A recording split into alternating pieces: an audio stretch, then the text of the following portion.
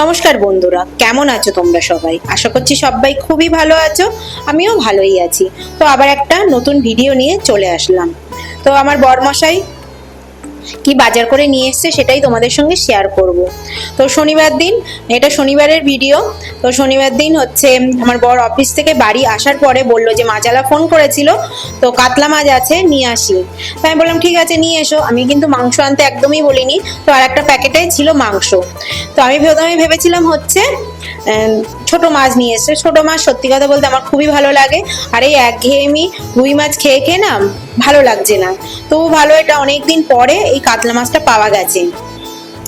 Laser দিক থেকে কিছুটা অংশ নিয়ে আসা হয়েছে, তাও 1.5 কিলো মাছ নিয়ে এসছে। আর মাথাটা তো বিক্রি হয়ে গেছে, বললো আমার মাথাটা বিক্রি হয়ে গেছে। ভালো হয়েছে, কারণ মাথাটাই কতটা ওজন হয়। তো ওই জন্য মাথাটা নিয়ে আসিনি, মাথাটা তো বিক্রি হয়ে গেছে। তো ওই জন্যই বললাম ঠিক আছে মাছটা নিয়ে এসো। তো এই দেখো মাছটা কেটে নিয়ে আসিনি, শুধু আঁশটা ছাড়িয়ে নিয়ে এসছে। আর মাছটা রেখে দিয়ে মানে আমার জন্য মানে আমি কাটবো, তো ওই জন্যই নিয়ে এসেছে। আর তোমাদের সঙ্গে একটু শেয়ার করা হবে।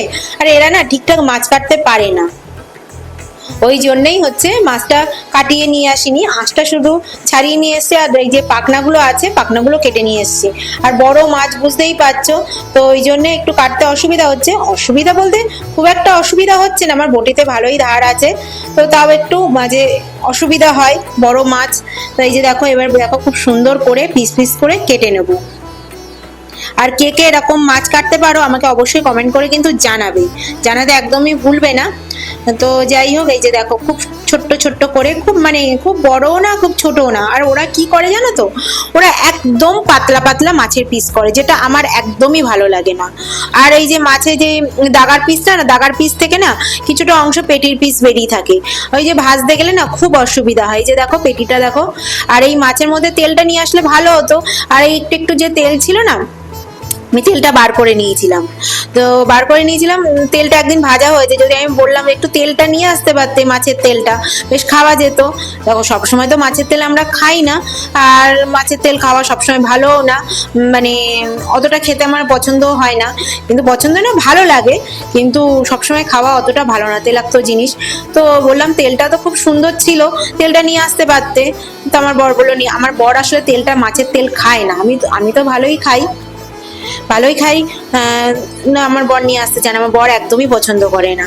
তো যাই হোক, এই যে দেখো মাছগুলো কেটে নিলাম। এই যে আমার বর একটু জুম করে তোমাদের মানে কাছাকাছি থেকে দেখালো।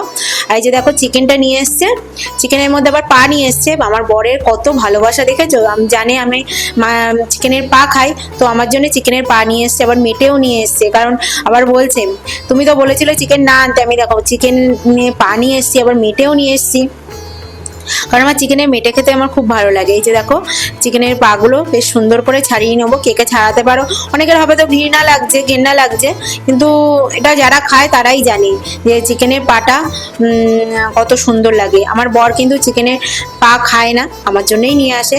তো অনেকে আছে যে একসঙ্গে রান্না করলে খেতে চায় না, কিন্তু আমার বর সেটা খায়, কিন্তু পাগুলো খায় না। আমার তো খুবই ভালো লাগে। কার কার এরকম ভালো লাগে আমাকে কমেন্ট করে অবশ্যই জানিও। এই যে দেখো পাগুলো দেখো কিরকম কি সুন্দর করে ছাড়িয়ে যাচ্ছে।